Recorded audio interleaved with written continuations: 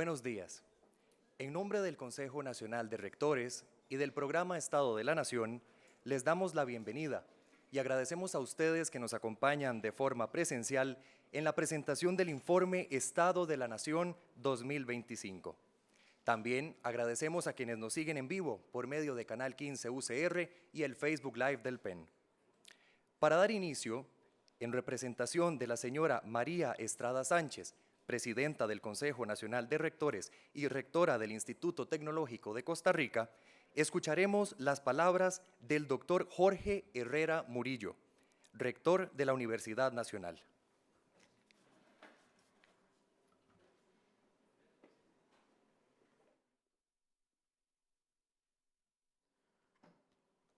Muy buenos días a todos y todas. Señora Angie Cushan, defensora de los habitantes, señor Jorge Vargas Cuyel, director del programa Estado de la Nación, señora Natalia Morales Aguilar, coordinadora del informe del Estado de la Nación, señor Ronald Alfaro, encargado de la plataforma Votemos CR. Distinguidos y distinguidas invitados e invitadas, reciban un cordial saludo de parte del Consejo Nacional de Rectores. Es un verdadero honor dirigirme a ustedes en este espacio de diálogo y reflexión que nos reúne con motivo de la presentación del informe del Estado de la Nación. Un documento que desde hace más de 3 décadas se ha consolidado como una referencia fundamental para comprender la realidad de Costa Rica, sus desafíos y sus oportunidades. En 1994, el Consejo Nacional de Rectores, conformado por las 4 universidades públicas existentes en ese momento, la Universidad de Costa Rica, el Instituto Tecnológico de Costa Rica, la Universidad Nacional y la Universidad Estatal a Distancia, en conjunto con la Defensoría de los Habitantes y el Programa de las Naciones Unidas para el Desarrollo, decidieron enfrentar la ausencia de información confiable, sistematizada y accesible para toda la ciudadanía con el desarrollo de este importante proyecto. El informe del Estado de la Nación nació entonces con una misión clara: contribuir al conocimiento y a la transparencia, ofreciendo datos y análisis rigurosos que permitieran a las y los costarricenses comprender mejor su entorno y participar con información sólida en la construcción de políticas públicas. 31 años después, este propósito sigue plenamente vigente. Cada edición del informe se ha convertido en una radiografía del país, en un espejo que refleja nuestras fortalezas y debilidades y en una herramienta que ilumina el camino hacia un desarrollo humano sostenible. El informe del Estado de la Nación 2025 analiza el comportamiento del país durante el año 2024 y el primer semestre del 2025. Nos ofrece un panorama complejo, un repunte económico reconocido incluso por organismos internacionales, pero acompañado de alertas claras sobre fragilidades estructurales, riesgos políticos y amenazas sociales que requieren atención urgente y un diálogo constructivo. El valor de este informe no radica únicamente en los datos que presenta, sino en la reflexión que provoca. Nos invita a mirar más allá de las cifras, a ampliar la lente y comprender las tendencias profundas que definen nuestro desarrollo. Nos recuerda que el crecimiento político y económico por sí solo no garantiza bienestar y que el verdadero progreso se mide con las oportunidades, las libertades y las capacidades que ampliamos para todas las personas. Como Consejo Nacional de Rectores, reafirmamos el compromiso de las universidades públicas con esta iniciativa. El programa Estado de la Nación es una expresión concreta de la responsabilidad social universitaria, un esfuerzo sostenido por poner el conocimiento, la investigación y el análisis crítico al servicio del país. Este informe, además, se presenta en un momento particularmente relevante, en medio de una campaña electoral compleja, donde la información veraz, la evidencia y el pensamiento crítico se vuelven más necesarios que nunca. En tiempos donde la desinformación y la polarización amenazan el debate público, el Estado de la Nación se erige como un antídoto contra la posverdad y una defensa activa de la democracia y la institucionalidad costarricense. Permítanme también, en nombre del CONARE, expresar un reconocimiento especial a don Jorge Vargas, quien culmina pronto 13 años de liderazgo ejemplar frente al programa Estado de la Nación. Su visión, su rigor académico y el compromiso sostenido e incuestionable han dejado huella profunda en este proyecto, en el CONARE y en el país. Al reconocer su importante trayectoria y legado, queremos hoy también en este acto desearle el mayor de los éxitos en las nuevas etapas y los retos que decida emprender. Damos asimismo una cordial bienvenida a doña Isabel Román Vega, quien asume la dirección del programa. Confiamos en que su experiencia y liderazgo fortalecerán aún más este espacio de pensamiento y deliberación democrática. Agradezco profundamente a todas las personas investigadoras, analistas y colaboradoras que hacen posible este esfuerzo año tras año. Gracias a su trabajo, Costa Rica cuenta con una fuente confiable del conocimiento y con una herramienta invaluable para orientar las decisiones del presente y del futuro. Para las universidades públicas, el conocimiento es un bien público. El informe del Estado de la Nación es una muestra viva de cómo el saber, la evidencia y la investigación pueden ser la base de una mejor convivencia democrática, de un desarrollo más equitativo y de un país más justo. Invito a todas las personas aquí presentes y a la ciudadanía en general a leer este informe, a debatirlo y sobre todo a usarlo, porque solo con información, con diálogo y compromiso podremos construir la Costa Rica que soñamos. Antes de finalizar, y en este marco de mejora continua y el compromiso con la innovación, me complace anunciar que el CONARE, con el fin de dar un paso más hacia la obtención de resultados significativos, abrirá un nuevo programa, el Laboratorio de Innovación Pública, el próximo 25 de noviembre a las 10 de la mañana. Quedan todos y todas cordialmente invitados a participar en el lanzamiento de esta iniciativa, que busca fortalecer nuestras capacidades institucionales, promover la creatividad y generar soluciones que impacten positivamente la gestión pública y el bienestar de nuestras comunidades universitarias. Muchas gracias.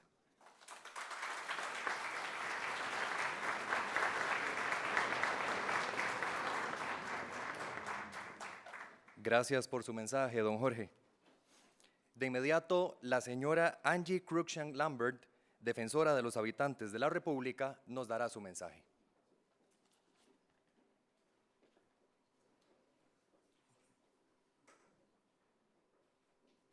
Muy buenos días a todos y todas.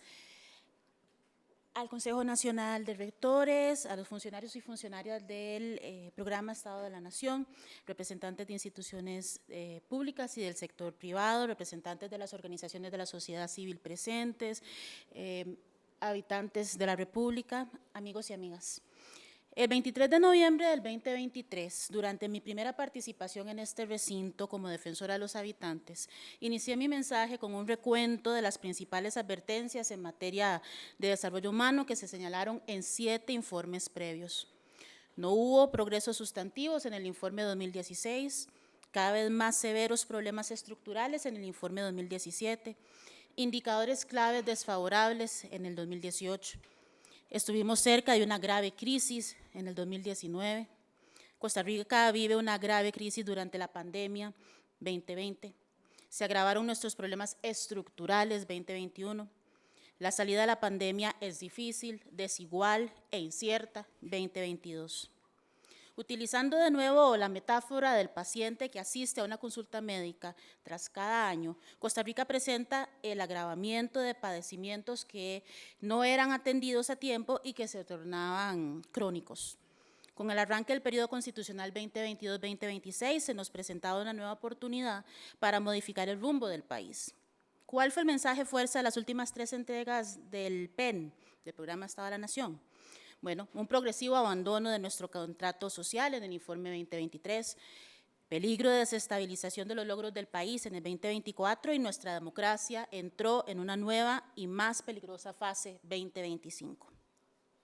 Si tomamos como cierto el posicionamiento del Programa Estado de la Nación, la conclusión es clara. el país sigue transitando una senda incierta y en diversos ámbitos del desarrollo humano los retos se han agravado. Si tomamos este posicionamiento como cierto, debemos también, por tanto, reconocer el rigor profesional y científico de estas investigaciones y la validez de las advertencias que nos realizan. Este reconocimiento no es menor. Hasta hace algunos años, el valor público de las universidades estatales, de los órganos de control como la Defensoría y de la institucionalidad pública en general, no sufría arremetidas violentas ni amedrentamientos. Como sociedad entendíamos que los retos del país requerían del diálogo entre todos los sectores y que debíamos recuperar la capacidad previsoria que en algún momento extraviamos. Desafortunadamente, el nivel de la discusión política se fue deteriorando y en la actualidad es difícil discernir entre verdades y posverdades. E indistintamente del nivel educativo, la condición socioeconómica o la región geográfica en la que se habite. Lamentablemente presenciamos el fortalecimiento de narrativas polarizantes que se nutren del debilitamiento de la institucionalidad pública. Mientras esta dinámica domina el país, los problemas estructurales continúan irresueltos.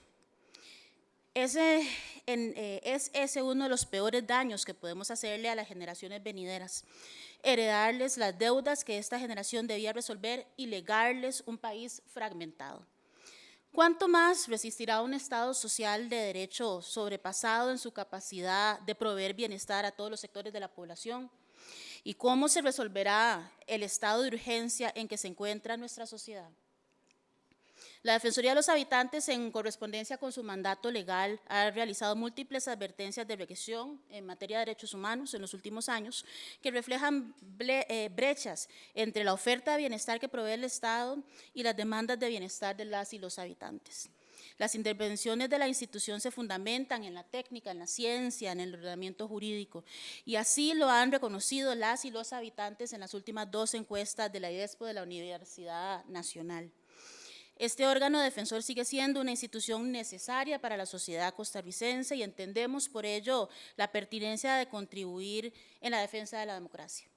De cara al 2026, estamos impulsando, como saben, el proyecto de observación electoral denominado Nuestra Democracia Más Viva que Nunca, con el propósito de involucrar a las personas jóvenes en la defensa de los cimientos democráticos en una coyuntura histórica que demanda nuestra más atenta vigilancia.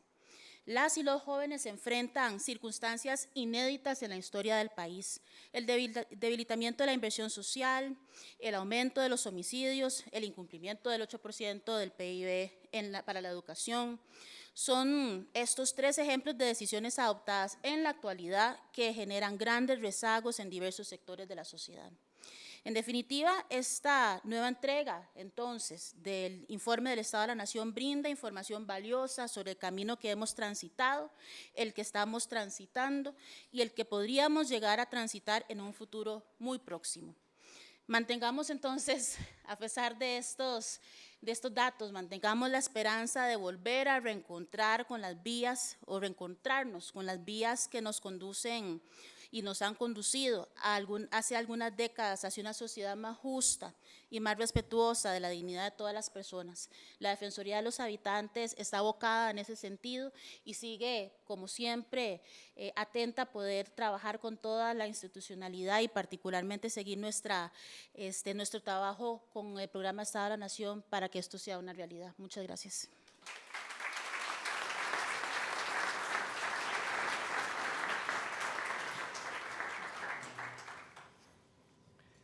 Gracias, doña Angie. Seguidamente, pasaremos a conocer los principales hallazgos del informe Estado de la Nación, exposición que estará a cargo de Natalia Morales Aguilar, coordinadora de investigación de este informe.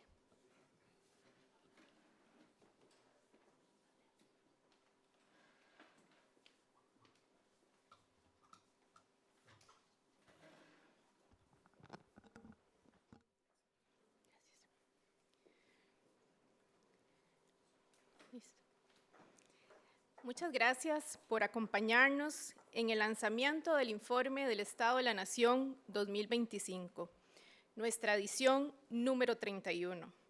Cada año, los informes Estado de la Nación valoran el desempeño del país a partir de la más amplia información disponible y con la colaboración de decenas de especialistas y con consulta social a centenares de personas.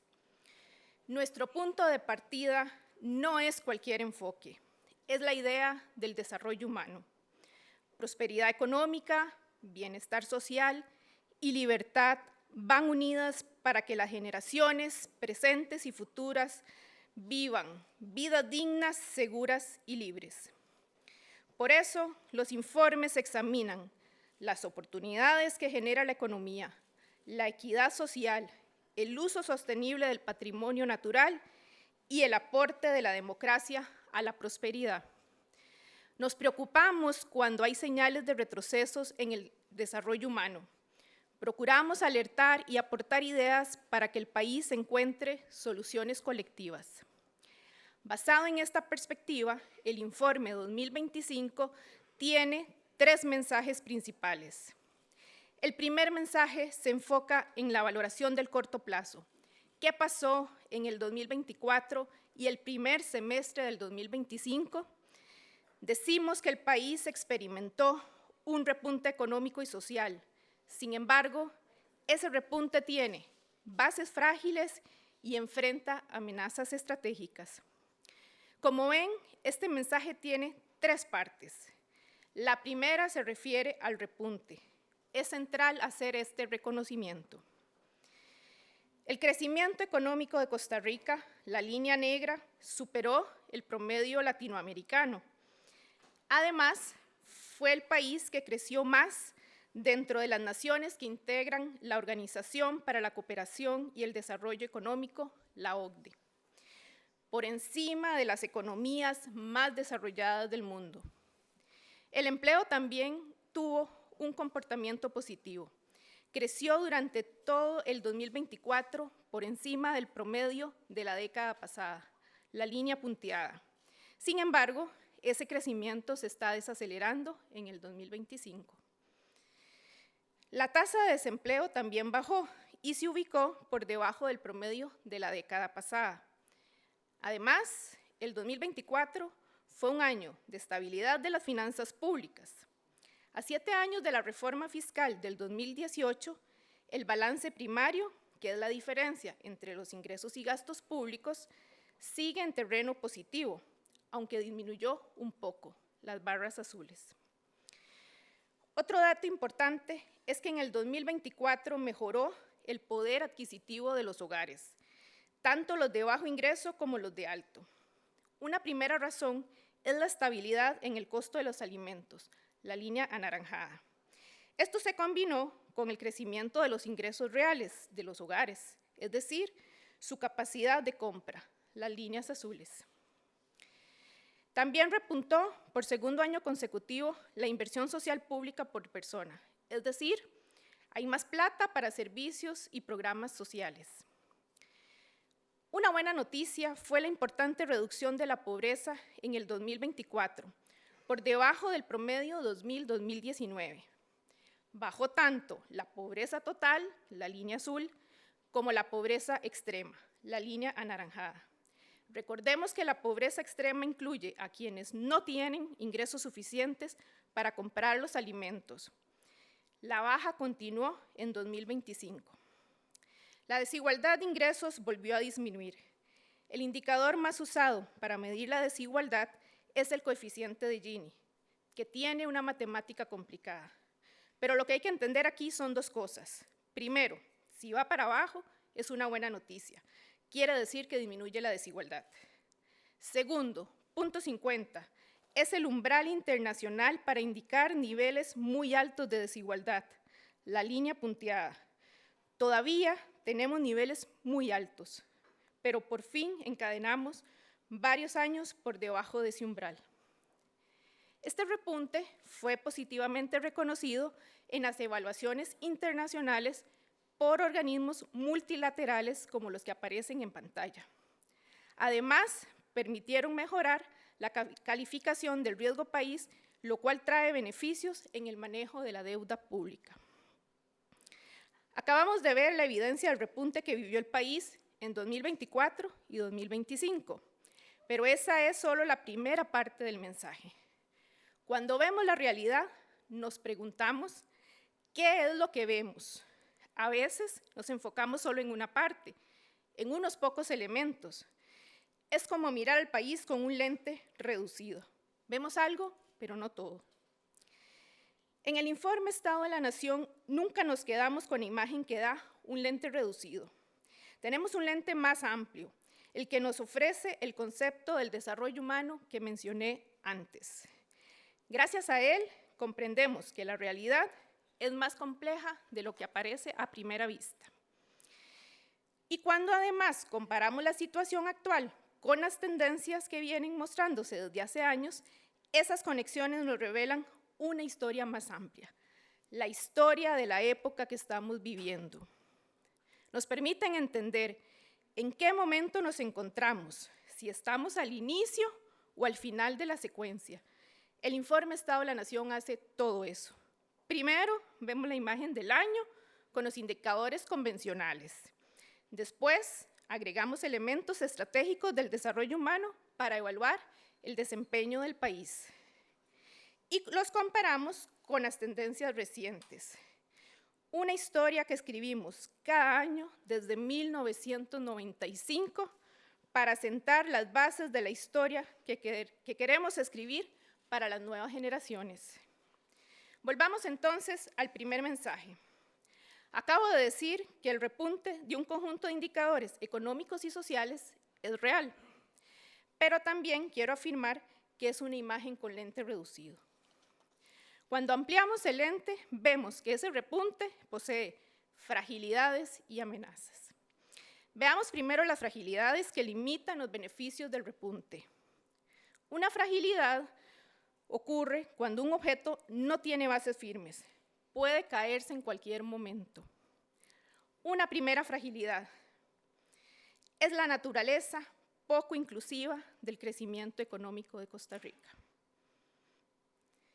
Este círculo azul representa la producción del país que medimos con el indicador del Producto Interno Bruto o PIB. El círculo verde es la riqueza que se queda en el país. La llamamos Ingreso Nacional Disponible o IND. Lo ideal es que la mayor parte de lo que se produce se quede en el país y se reparta entre toda la población. Veamos lo que pasa en Costa Rica. La producción ha venido creciendo cada vez más. Lo que se queda en el país crece a un ritmo menor, la línea anaranjada. Como resultado, la brecha entre ambas se ha ido ampliando con el tiempo. En 2010 salieron del país alrededor de 2.300 millones de dólares, el equivalente al 4,5% del PIB. En 2024, esa cifra aumentó a 7.500 millones de dólares, cerca del 9% del PIB. La principal razón es el pago de utilidades a las empresas internacionales que operan en Costa Rica. Desde hace años, el Estado de la Nación ha señalado que la economía costarricense tiene un carácter dual. Nuestro crecimiento funciona con dos motores. El primero, las zonas francas, el régimen especial, es el motor encendido de la economía, la línea azul. El segundo, el resto del sector productivo, el régimen definitivo, es el motor más lento, la línea anaranjada. El problema es que el régimen definitivo, el motor lento, es la parte más grande de la economía, el 85% de la producción en el 2024. Las zonas francas, el motor encendido, es solamente el 15% de la producción nacional y el 12% del empleo del país. Este motor más pequeño no alcanza para generar empleo y prosperidad para las grandes mayorías. Otro problema del crecimiento económico no inclusivo, ligado a lo anterior, es que los sectores productivos crecen a ritmos muy distintos, no en un año, sino casi siempre. Los que crecen más lento tienden a ser los que generan más trabajo. Veamos en pantalla dos actividades intensivas en empleo, construcción y turismo. crecen muy por debajo de la línea azul, el promedio de la economía. Las diferencias ocurren incluso dentro de una misma actividad económica. Acá vemos el crecimiento del sector agropecuario. El sector agroexportador crece mucho más rápido, la línea azul. La producción para el mercado interno, donde se ubica la mayor parte de los productores y la producción de alimentos del país, está muy por debajo, la línea anaranjada. En resumen, el crecimiento es poco inclusivo porque una parte creciente de la riqueza se va del país y tenemos un motor apagado de la economía donde está la mayor parte del empleo y los productores. Una segunda fragilidad del repunte del 2024 es que la baja de la pobreza estuvo disociada del crecimiento económico. Sabemos que la pobreza puede subir o bajar por distintas razones. Las más robustas están ligadas al crecimiento económico, más producción, más empleo formal y mejores programas sociales para las poblaciones vulnerables. Pero también puede reducirse por razones endebles, como el aumento del empleo informal, ingresos no laborales y la reducción del tamaño de los hogares. Las razones no económicas son más frágiles. Hace un rato mencioné que en el 2024 la pobreza tuvo una fuerte reducción y que en 2025 volvió a bajar. En este siglo hubo otro momento en que la pobreza se redujo con fuerza, en 2007, cuando bajó a un 16,7% de los hogares. El informe del Estado de la Nación del 2008 mostró que esta reducción fue por razones robustas: alto crecimiento económico, más empleo formal y una fuerte expansión de la inversión social. La reducción de la pobreza en 2024 se debió en su mayoría a razones endebles. Solo un tercio de los hogares salió de la pobreza gracias a una mejora en los ingresos laborales. Y muchos de esos nuevos empleos fueron informales y precarios. También influyó la disminución del tamaño de los hogares y el aumento de las transferencias provenientes de fuentes no registradas. El próximo año realizaremos el mismo análisis para comprender las causas de la reducción observada en el 2025. Una tercera fragilidad del repunte del 2024 es el deterioro de la solvencia de las finanzas públicas. Vimos antes que el país tuvo estabilidad fiscal, pues logró nuevamente tener un balance primario positivo, las barras azules. El problema es que el déficit fiscal continúa creciendo. Lo muestran las barras anaranjadas. ¿Por qué ocurre esto? Porque aunque los ingresos superan los gastos, el pago de la deuda pública, nuestra tarjeta de crédito, mantiene al país en una situación frágil. 7 años después de la reforma fiscal, la deuda ha disminuido, pero sigue siendo demasiado alta. Además, la estabilidad fiscal empieza a exhibir fisuras preocupantes. Vean la línea azul. Los ingresos del Estado crecen cada vez menos. Y en los últimos años, el gasto repunta, la línea anaranjada. En el 2024, los gastos crecieron por encima de los ingresos. En resumen, tenemos una estabilidad fiscal cada vez más precaria. Una cuarta fragilidad del repunte del 2024 es el carácter desigual del aumento de la inversión social pública. Dije antes que la inversión social creció en 2024, pero es solo una parte de la historia. Para entender bien los beneficios de este repunte, hay que ver los diferentes programas y servicios sociales. El repunte se concentró en las pensiones contributivas, específicamente en el régimen de invalidez, vejez y muerte de la Caja. En cambio, los servicios de educación y salud siguen muy afectados. Estos servicios atienden a millones de personas. Algunos programas específicos crecieron, como por ejemplo el apoyo a grupos vulnerables. Sin embargo, no todos tuvieron la misma suerte. Los incentivos para estudiar acumulan 4 años de contracción en sus recursos. En síntesis, el repunte económico y social tiene bases frágiles. Pero este primer mensaje menciona la existencia de amenazas estratégicas. Aquí afirmamos que en 2024 se profundizaron varias amenazas importantes. Una amenaza es un riesgo inminente que puede causar un daño serio a los pilares del desarrollo, la democracia y la paz. Con esta idea en mente, podemos analizar las amenazas que se fueron acumulando a lo largo del 2024 y la primera mitad del 2025. La primera de ellas se origina en la amplia exposición del sector externo a una coyuntura internacional que se ha vuelto muy incierta y hostil. Recordarán que el sector externo es el principal motor de la economía.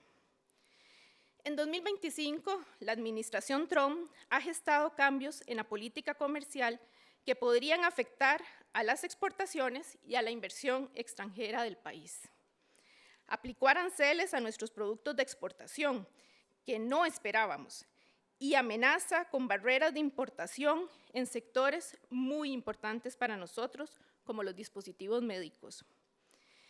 El informe estimó que un arancel del 10% de Estados Unidos a nuestras exportaciones puede desacelerar su crecimiento, como muestra la caída en la línea anaranjada. Un estudio reciente del Banco Central confirmó este escenario negativo. Una segunda amenaza que limita los efectos benéficos del repunte del 2024 es la consolidación de la epidemia de violencia homicida ligada al crimen organizado, tema al que el informe anterior dedicó un capítulo con recomendaciones de política pública. Desde hace años, la tasa de homicidios está por encima del umbral de epidemia según la Organización Mundial de la Salud, la línea punteada. Pero en los últimos 3 años se dio un salto nunca antes visto en la historia reciente. El 2025 podría superar otra vez los 900 asesinatos. La violencia se ha concentrado en las zonas con mayor vulnerabilidad social. El mapa muestra los homicidios por cantón en 2017 y 2018. En azul oscuro, las áreas con más violencia. En blanco, las que están por debajo del umbral de epidemia. En ese momento, había muchos territorios en blanco.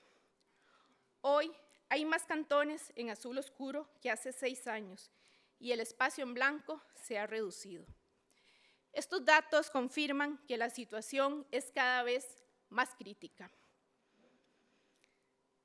Una tercera amenaza al repunte es el deterioro de la calidad democrática para la gestión de los asuntos públicos. En toda democracia existen 3 poderes de la República: el Ejecutivo, el Legislativo y el Judicial. Cada uno cumple sus funciones y mantiene un equilibrio con nosotros. Esto se conoce en teoría política como un sistema de pesos y contrapesos. En la mayoría de los países latinoamericanos predomina un presidencialismo fuerte. El Ejecutivo concentra el poder y suele acorralar a los otros poderes. Ese modelo ha dado origen a múltiples abusos. En la democracia costarricense, el poder ejecutivo no es más fuerte que los otros. La Constitución Política de 1949 distribuyó los poderes para que ninguno lo concentrara. Es un sistema diseñado para la cooperación. Si hay cooperación, aumenta la probabilidad de buenos resultados de política pública. Por el contrario, cuando no hay cooperación, los resultados suelen ser negativos porque los poderes se bloquean entre sí. Y esa es precisamente la situación que enfrenta hoy Costa Rica. Vean ustedes, un poder formal del Ejecutivo para impulsar las relaciones de cooperación con el Legislativo es su capacidad de conducir la agenda legislativa durante 6 meses al año. Esa potestad le permite priorizar sus proyectos, formar mayorías y alcanzar acuerdos. La actual administración es la que tiene las menores tasas de aprobación de sus iniciativas, un indicador claro de la falta de cooperación entre poderes. Otra muestra de los limitados resultados es la capacidad del Ejecutivo para cumplir sus promesas. En esta edición ampliamos nuestros indicadores políticos para evaluar este tema que seguiremos monitoreando de ahora en adelante. Al iniciar cada mandato, los gobiernos plantean a la sociedad un conjunto de prioridades de política pública que esperan concretar. En el caso de la administración Chávez Robles, se identificaron 33 prioridades. Sabemos, por supuesto, que ningún gobierno logra cumplirlas todas. El problema surge cuando solo una pequeña parte de esas prioridades llega a concretarse. A mayo de 2025 se ha implementado menos de una cuarta parte de las iniciativas propuestas. El resto permanece en trámite o no implementadas. Esta situación debilita la confianza ciudadana en las instituciones. Cuando el Ejecutivo enfrenta dificultades para avanzar sus políticas, puede recurrir al diálogo social para generar apoyo ciudadano. En pantalla se muestra el promedio de esas convocatorias desde el 2002. A partir de 2014 aumentaron a casi 4 por año, pero en esta administración cayeron drásticamente, apenas 1 por año. Hoy enfrentamos un conflicto prolongado entre los poderes de la República, con efectos negativos sobre la calidad de la democracia. Las barras anaranjadas muestran los ataques del Ejecutivo a la institucionalidad. Al inicio fueron pocos, pero luego crecieron en número e intensidad. No se trata de críticas normales a la gestión pública, sino de descalificaciones, insultos o cuestionamientos a la legitimidad de otros poderes. Pero las respuestas también son más intensas. Han crecido los ataques de los otros poderes al Ejecutivo. Estamos en una situación política crispada que afecta la gestión de los asuntos públicos. Un hecho que ha tensado aún más la situación es la estrategia del Ejecutivo de crear, desde el propio gobierno, un movimiento político para competir en las elecciones de 2026, alineado con el mandatario y pensado para ser heredable. No es nuevo que un partido busque continuar en el gobierno. Lo inédito es que el partido se organice desde dentro del aparato estatal. Esta estrategia se apoya en los tres pilares que ven en pantalla. Los síntomas de la erosión de la calidad democrática han empezado a ser captados en las evaluaciones internacionales. Costa Rica sigue recibiendo evaluaciones favorables, pero en los últimos años se observan caídas en las mediciones de las instituciones que ven en pantalla. Los ataques del Ejecutivo forman parte de una tendencia regional de erosión democrática. Una encuesta de la Universidad de Carolina del Norte analizó a los presidentes de América Latina y los clasificó, primero según su nivel de liberalismo político, es decir, su respeto por los derechos y las instituciones del Estado de Derecho. Luego evaluó su grado de populismo, o cuánto consideran que, por representar al pueblo, pueden actuar sin límites para imponer sus decisiones. La combinación de ambos factores da lugar a 4 zonas. La zona más preocupante es el cuadrante resaltado en color, donde se ubican los presidentes no liberales y populistas. Esa es precisamente el área en la que las y los expertos situaron en perspectiva comparada al presidente Chávez. Todos estos indicadores políticos hablan de una erosión de la calidad de la democracia costarricense y de su creciente incapacidad para gestionar los asuntos públicos. Una cuarta amenaza son las decisiones gubernamentales que continuaron debilitando herramientas y capacidades de gestión ambiental. Vean la reducción de los presupuestos en las áreas de conservación. Todos tienen menos recursos hoy que 4 años atrás.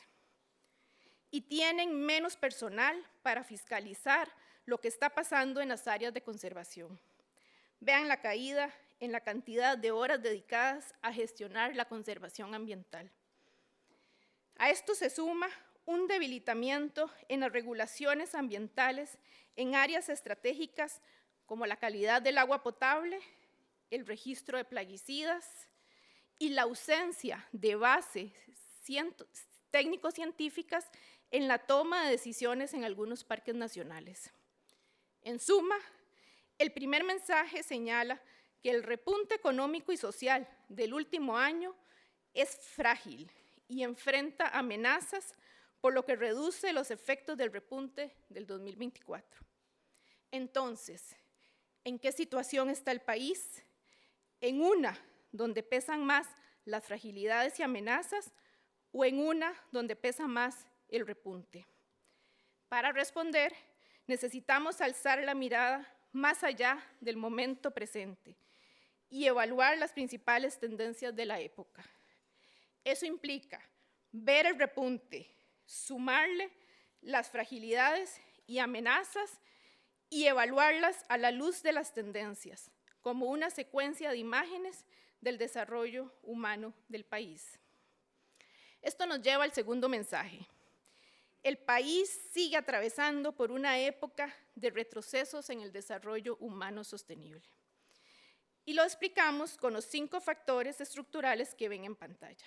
El primero es el persistente deterioro de la sostenibilidad ambiental de la sociedad costarricense. El país volvió a acumular otro récord en el consumo de energía secundaria en el 2024, cuya fuente principal son los hidrocarburos, la línea azul. El país mantiene un crecimiento en las emisiones de gases de efecto invernadero debido principalmente al sector transporte, que representa un 78% en el 2024, casi el total de las emisiones que tuvimos en el 2016. Uno de los factores que está detrás de esta matriz energética cada vez más sucia e insostenible es el colapso del sistema de transporte público y la consolidación de un modelo de transporte privado de movilidad. Vean ustedes la magnitud del colapso. Una caída del 24% en la cantidad de operadores de servicio de autobús. Y la reducción es aún más fuerte en la cantidad de personas que se movilizan en buses públicos, un 42% menos que en el 2018. Otro recurso fundamental para la vida es el acceso al agua.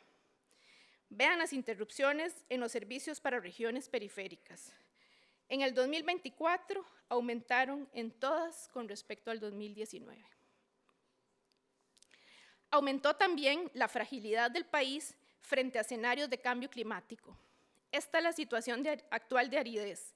Casi todo es color verde, que indica zonas húmedas o muy húmedas. Para finales de este siglo XXI se proyecta más aridez, especialmente en los cantones ubicados en el oeste del país. Las viejas y nuevas amenazas a la sostenibilidad ambiental están generando fuertes tensiones en las áreas de conservación, muchas ubicadas en las regiones más pobres. Allí se enfrentan intereses que buscan explotar económicamente esos territorios y quienes defienden la integridad de sus ecosistemas. En este informe estudiamos una zona donde esas tensiones son evidentes. El área de conservación de Gandoca Manzanillo en Limón, que ven en pantalla. Es un refugio mixto donde conviven propiedad privada con ecosistemas protegidos. El mapa muestra las fincas delimitadas con líneas blancas y las áreas de conservación en verde y celeste. Para que el modelo funcione de manera armónica, se requiere una planificación rigurosa. El estudio reveló conflictos graves que amenazan la conservación en esta zona. Según los actores locales, no existen respuestas públicas efectivas y sí un uso parcial de la legislación para favorecer a ciertos grupos. Cada año que pasa sin resolver estas tensiones aumenta los riesgos ambientales.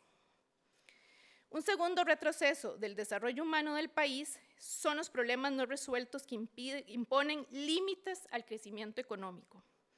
Este año nos enfocamos en 3 problemas: el mal desempeño del mercado laboral, la ineficiencia de la inversión en infraestructura vial y los costos de la inseguridad. El crecimiento económico es en principio un factor que beneficia al desarrollo humano. Este es el crecimiento de la economía, un 20% más que en 2019. Sin embargo, el empleo no ha logrado retomar los niveles que teníamos antes de la pandemia.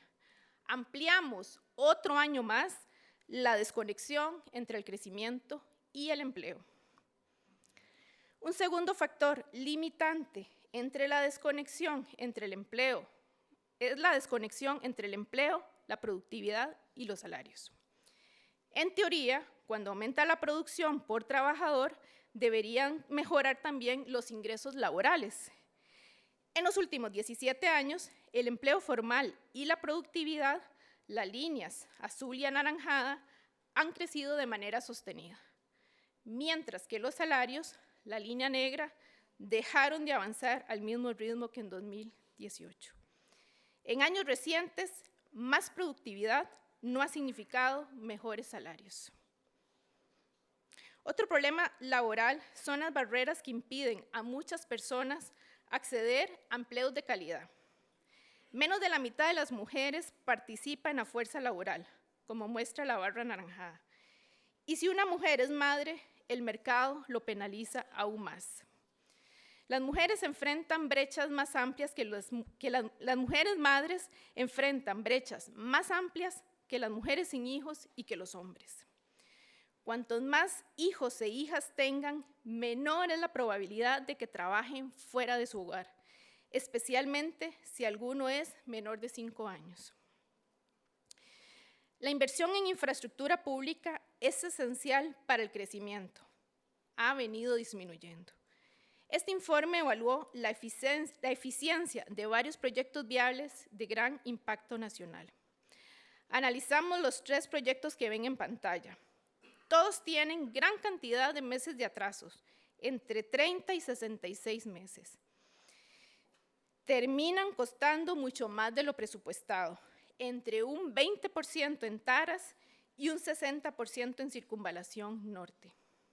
Solo en Circunvalación, estos costos implicaron, escuchen bien, 92 millones de dólares. Y los proyectos presentan deficiencias significativas. O sea, hacemos pocas obras, las planificamos mal, pagamos sobrecostos y su calidad es deficiente. Un tercer problema estructural son los costos de la epidemia de la inseguridad. El Banco Interamericano de Desarrollo estimó en 2022 que los costos directos de la inseguridad equivalen a un 3% del PIB, unos 1.500 millones de dólares por año. Un dato revelador: los cantones con tasas de homicidios por encima del nivel de epidemia concentran el 62% de la producción nacional. La violencia golpea el corazón mismo de la economía. El informe también analizó la relación entre criminalidad y el desempeño económico cantonal con datos mensuales de 2017 a 2024. Encontró una relación negativa entre la tasa de homicidios y la actividad industrial de los cantones. En síntesis, los problemas estructurales del mercado laboral, la baja eficiencia en infraestructura y la inseguridad frenan el potencial de crecimiento económico del país. Un tercer retroceso es que la estabilidad fiscal continúa haciéndose a costa del financiamiento del desarrollo humano. Sabemos que la inversión social es clave para financiar la educación, la salud y la protección social. Más inversión social mejora el desarrollo humano, la vida de las personas y produce un círculo virtuoso. más desarrollo humano da más financiamiento a la inversión social y así sucesivamente. El repunte de la inversión social en el 2024 no alcanzó para revertir la reducción en años anteriores, ni su prioridad política, pues cada vez representa menos dentro del gasto público. El 2024 mostró el nivel mínimo desde el año 2000. La inversión social y el desarrollo humano están muy unidos, pero para que se mantengan unidos, el país tiene que tener solvencia fiscal. A lo largo del siglo XXI, hemos creado un ciclo histórico perverso. Épocas de más inversión social y desarrollo humano a costa de la sostenibilidad fiscal. Y periodos de austeridad fiscal, de socarnos la faja a costa del desarrollo humano. Aunque el país ha mantenido estabilidad fiscal, esta se ha ido deteriorando. Además, la inversión social ha sido la principal afectada por los ajustes. Nos preguntamos, ¿qué podemos esperar en los próximos años? ¿Habrá espacio para aliviar las restricciones sobre la inversión social? Para responder, veamos el balance fiscal con una lectura sencilla. La línea horizontal marca un equilibrio. Todo lo que aparece por encima de esa línea mejora el balance y lo que está por debajo resta. El crecimiento económico, la parte azul, ha ayudado, pero muy poquito. Y para el próximo quinquenio se proyecta que aportará aún menos. Los ingresos del Estado han sido el principal componente de la mejora fiscal, la parte anaranjada, pero su contribución en el próximo quinquenio se irá diluyendo, un grave problema. El gasto público, en verde claro, se logró controlar en años recientes. En los próximos años ya no podrá mantenerse tan contenido. Los efectos de la reforma fiscal de 2018 se irán agotando y una década de austeridad no habrá resuelto la fragilidad de las finanzas públicas. Un cuarto retroceso estructural. La dependencia de Estados Unidos como principal socio comercial se ha convertido en un riesgo para Costa Rica. En las últimas décadas, el país logró diversificar mercados y productos de exportación y negoció más tratados de libre comercio. Esta diversificación no eliminó una característica estructural, la alta dependencia con respecto al mercado estadounidense. Hoy somos más dependientes que antes y nos genera un riesgo estratégico si ese socio deja de tratarnos bien. El quinto y último retroceso de mediano plazo en el desarrollo humano del país es la limitada capacidad del sistema político para gestionar los asuntos públicos, que no es nueva. Todo sistema político hace entregas a la ciudadanía. ¿Qué es una entrega? Las políticas públicas, las leyes, los decretos, programas que las instituciones aprueban e implementan.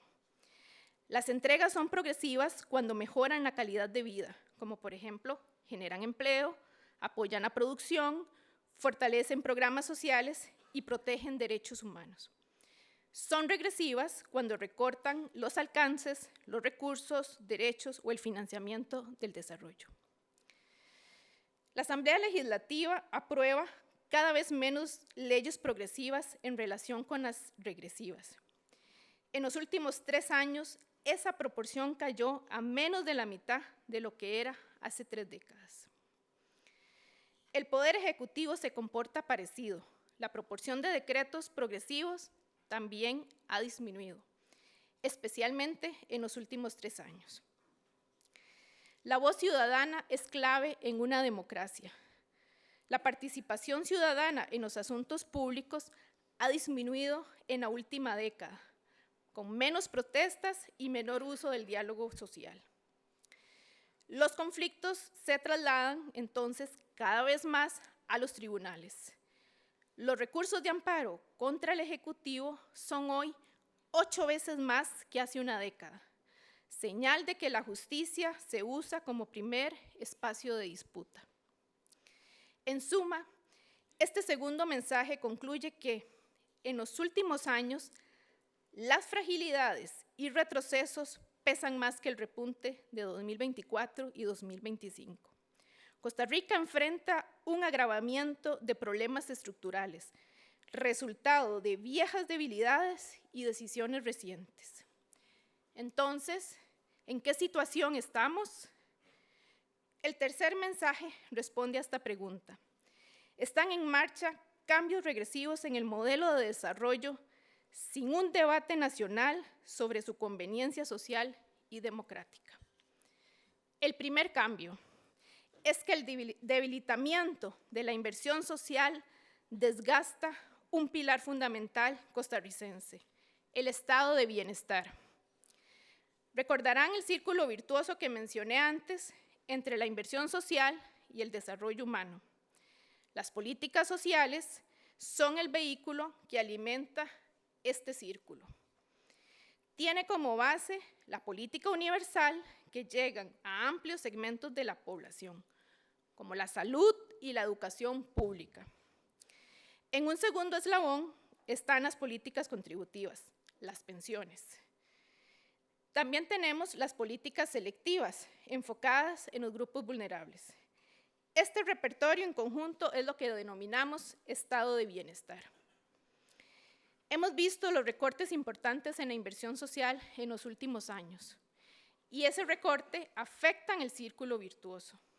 Romperlo significa menos desarrollo humano. A inicios del siglo XXI, la inversión social se distribuía casi en partes iguales entre salud, educación y protección social. Luego la inversión creció, especialmente en educación, y superó a salud y protección social. La crisis fiscal frenó la expansión y cambió las prioridades. Educación y salud perdieron peso, mientras que protección social creció, impulsada por el aumento de las pensiones contributivas. El estado de bienestar no se ha adaptado al rápido envejecimiento de la población. Además, los servicios para personas adultas mayores son escasos, fragmentados y costosos, accesibles solo para los hogares de mayores ingresos. El segundo cambio regresivo del estilo de desarrollo nacional es la erosión de la cultura cívica, que limita el diálogo y la cooperación para resolver los problemas del país. El primer signo de esta erosión es la baja participación electoral.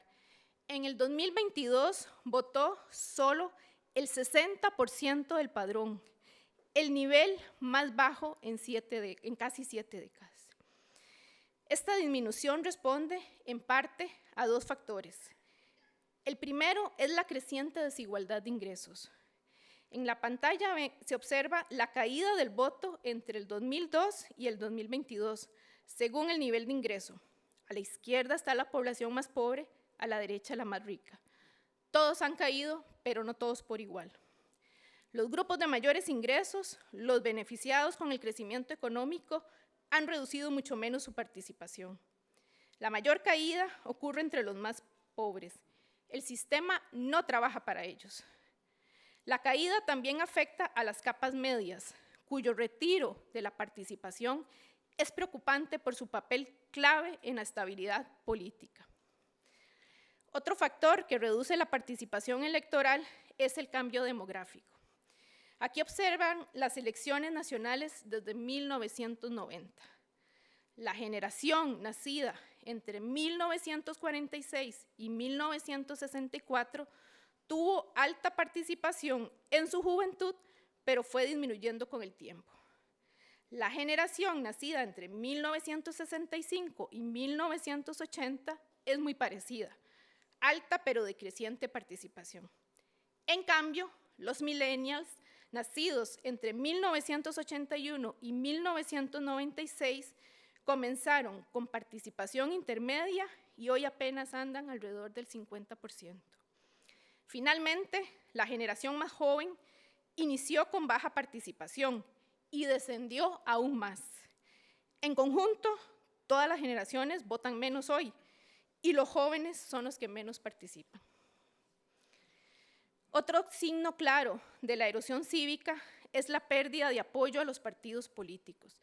En los 90, casi toda la población se identificaba con alguno. Hoy ese apoyo llega apenas al 17%. Ha habido un colapso en los partidos políticos.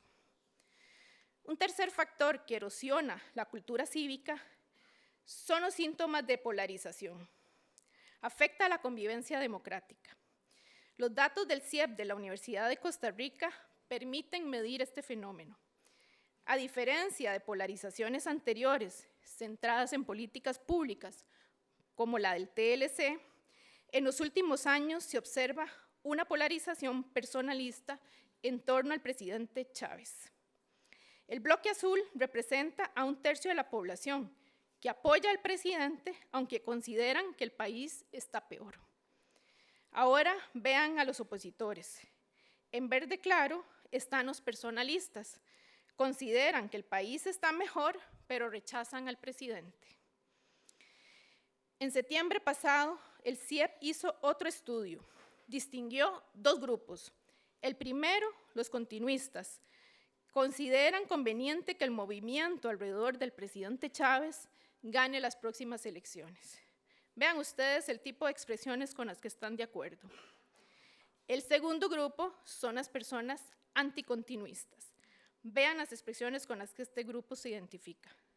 A primera vista, podría parecer que la ciudadanía está dividida en 2 bandos y que vivimos una polarización electoral.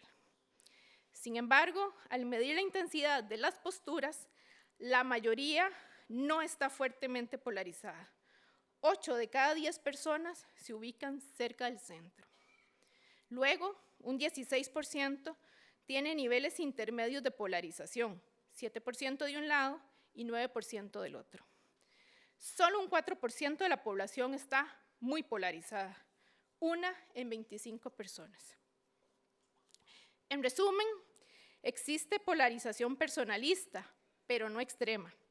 Los extremos podrían intentar atraer al centro, pero la mayoría aún se mantiene moderada. Pese a la erosión cívica, hay tiempo para reconstruir la convivencia y el diálogo democrático. Este es el contexto en el cual elegiremos en pocos meses al gobierno que conducirá el rumbo del país en 2026 y 2030. Será un periodo decisivo para el futuro de esta nación. Es una elección con implicaciones estratégicas. Costa Rica tiene logros valiosos en el desarrollo humano, insuficientes para mejorar las condiciones de vida de toda la población. El resultado electoral puede abrir paso a distintos senderos de evolución. Un primer escenario es la prolongación de la época de retrocesos sin ningún cambio o adaptación del estilo de desarrollo. Es un sendero de erosión sin alternativas debido a la parálisis política, de decadencia de largo plazo. Un segundo escenario es la imposición autoritaria de un nuevo estilo de desarrollo que abandone apuestas históricas como la equidad, la conservación ambiental y la democracia por otras imprecisamente formuladas. La experiencia comparada de otros países tiene lecciones útiles. Grupos políticos usarían un eventual triunfo electoral como patente para, una vez en el poder, forzar cambios institucionales y de políticas públicas sin diálogo ni negociación, a costa de debilitar el sistema de pesos y contrapesos de la democracia costarricense. El tercer escenario es el cambio constructivo. Remodelar en democracia esas apuestas históricas de desarrollo y adaptarlas a las nuevas realidades. El cambio se haría a partir del respeto al régimen de libertades públicas, la vocación de negociación y el diálogo político, y sobre todo la apertura de más canales a la participación ciudadana informada en los asuntos públicos. Este es el escenario por el cual se decanta el informe del Estado de la Nación. No condena al país a un cambio lento y marginal. En democracia pueden negociarse reformas profundas y decisivas. Las elecciones del 2016 2026 nos abren esta posibilidad de elegir el rumbo del país que queremos tener. Nuestro país, nuestro futuro. Votar es tomar las riendas de nuestro destino. La complejidad de la situación actual es precisamente el tema de la portada del Estado de la Nación del 2025. Si nuestra mirada se posa solo en un círculo o en parte de él, dejaremos por fuera muchos otros que están relacionados. ¿Están los círculos en movimiento o ello es una ilusión óptica? Y si hay movimiento, ¿hacia dónde se dirige? Ese es el punto de fondo. Educar la mirada, captar la complejidad y no dejarse arrastrar por las primeras impresiones o por lo que nos dicen. En suma, una mirada crítica que penetre al fondo de las cosas es hoy la responsabilidad ciudadana más importante. Muchas gracias.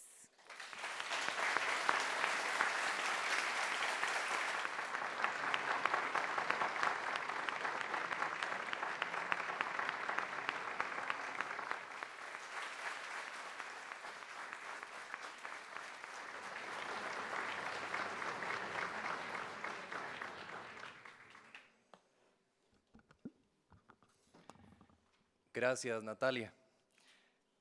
Como acabamos de escuchar, votar es tomar las riendas de nuestro destino.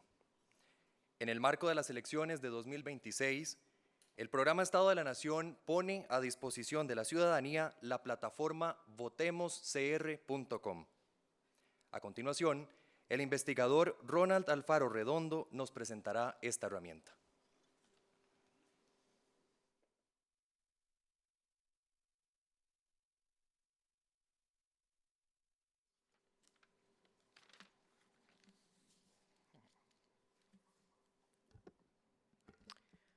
Muy buenos días. El año 2025 ha sido un esfuerzo extraordinario para el programa Estado de la Nación. Publicamos el Estado de la Región, el Estado de la Justicia, el Estado de la Educación y hoy día el informe Estado de la Nación. Pero ahí no acaba la lista.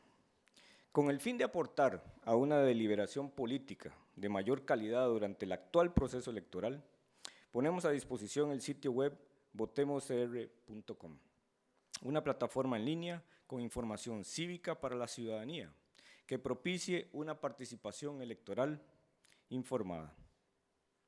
Se incluyen 4 secciones principales.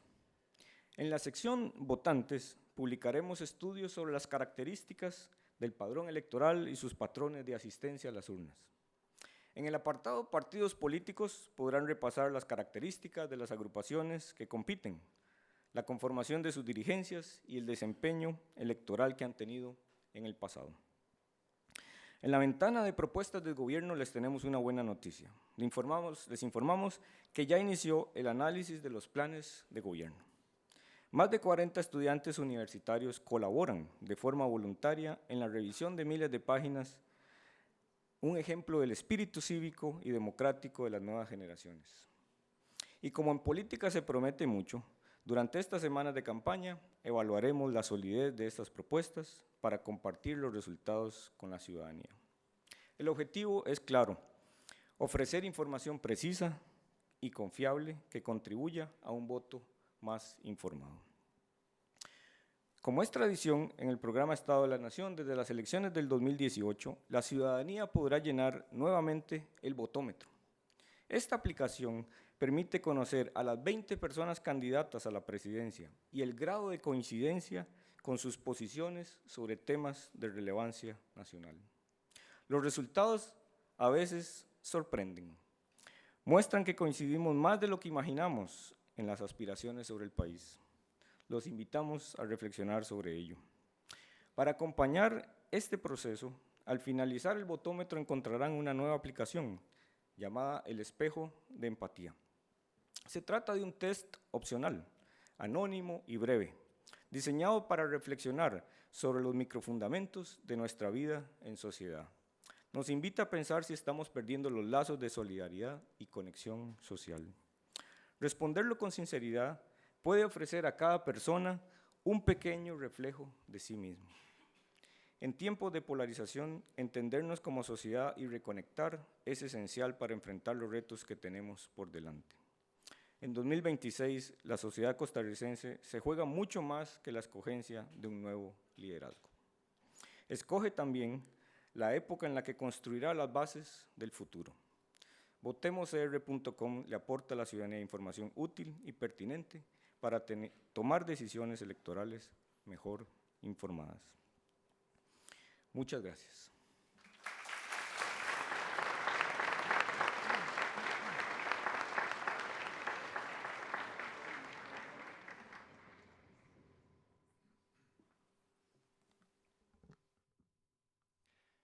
Gracias, Ronald. De inmediato, el señor Jorge Vargas Cuyel, director del programa Estado de la Nación, nos compartirá un mensaje de cierre.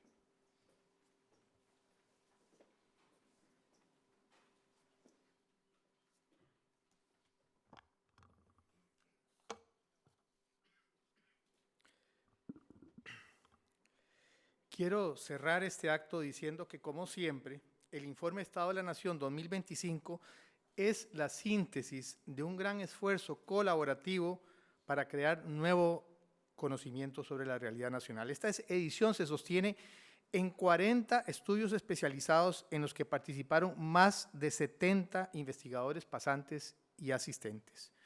Muchas instituciones dieron acceso a sus datos, que complementamos con nuestras propias fuentes de información. Casi 300 personas discutieron los avances de los estudios, nos ayudaron a corregir y afinar conclusiones. A todas ellas, muchas gracias. Estamos en deuda con nuestro Consejo Consultivo. Aprobó el mandato de investigación y nos acompañó en el proceso. Como siempre, sin embargo, la responsabilidad por lo publicado es nuestra. La plataforma electoral del Estado de la Nación, Votemos CR, es también una construcción colaborativa. Va a estar disponible a partir de mañana, no hoy, a partir de mañana. Para que los que están ya viendo ahí, ¿por qué no me aparece? A partir de mañana, a la hora 0, si quieren, si no han podido dormir. Pero en este esfuerzo, que se va a actualizar semanalmente, están participando más de 50 personas entre investigadores y estudiantes universitarios. E invito a usar este espejo cívico. Todos los informes del programa Estado de la Nación tienen como fin mejorar la calidad de la participación en los asuntos públicos, elevar la calidad de nuestra democracia. Ofrecemos datos y análisis para que las personas ejerzan sus derechos y libertades con conocimiento de causa. No reclamamos ser los dueños de la verdad. Lo que sí hacemos es procurar incesantemente acercarnos a los hechos, hasta donde lo permiten la información y los métodos científicos para entender los problemas del país y las oportunidades que como sociedad se nos abren. Todos pueden usar con confianza estos datos. Son un bien público de alta calidad y sin listas de espera. Luego, que cada cual actúe según sus creencias. Nuestras conclusiones son las que son. Lo que es, aunque personalmente hubiéramos preferido otra conclusión. No pocas veces hemos incomodado a quienes prefieren oír lo que les gusta. Nuestra filosofía es diferente. Es siempre mejor entender la situación en la que uno realmente está. Por eso no cedemos a las presiones, vengan de donde venga. Y tampoco cedemos ante nuestros propios prejuicios. Eso se llama independencia académica y honestidad intelectual. Las dos son necesarias para cumplir con la misión del Estado de la Nación. La independencia sin honestidad es contrabando ético. 31 años después de su fundación, el Estado de la Nación es un centro de pensamiento apreciado por la ciudadanía, una voz serena y razonable. No tenemos cálculos políticos ni electorales. Confesamos una pasión, enriquecer la cultura cívica, ayudar al entendimiento y el respeto entre todos nosotros. Respondemos siempre de la mejor manera a cualquier consulta que sea legal y ética, aunque no estemos de acuerdo personalmente con quien nos la formule. nuestra mejor respuesta siempre. Esta obligación es vital en los actuales momentos. Informamos, no desinformamos. No polarizamos y no nos dejamos polarizar. Somos un puente de encuentro a la pluralidad social y político alrededor del conocimiento, la libertad y el respeto a la dignidad ajena. No es momento de bajar los brazos por difícil que sea nuestra situación nacional. La historia del país tiene capítulos bellos por escribirse. Tenemos la información para enfrentar los grandes desafíos nacionales y para hacerlo en libertad. Usemos estas poderosas herramientas. Lo que urge ahora es convocar la voluntad cívica y política para cambiar el estado de cosas. Nadie sobra en este país, nadie es su dueño. Esta casa común es de todos. En cambio, la historia mía al frente del Estado de la Nación concluye en pocos días. Lo dejo en muy buenas manos a cargo de Isabel Román. Isabel, por favor. Levántate.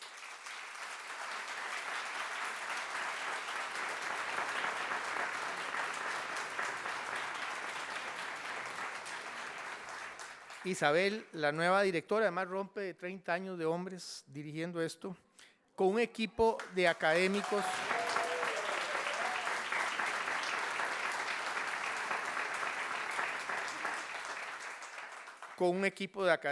y profesionales de primera línea. Estoy muy agradecido por la oportunidad de haber dirigido al Estado de la Nación y ahora sí, adiós y hasta luego.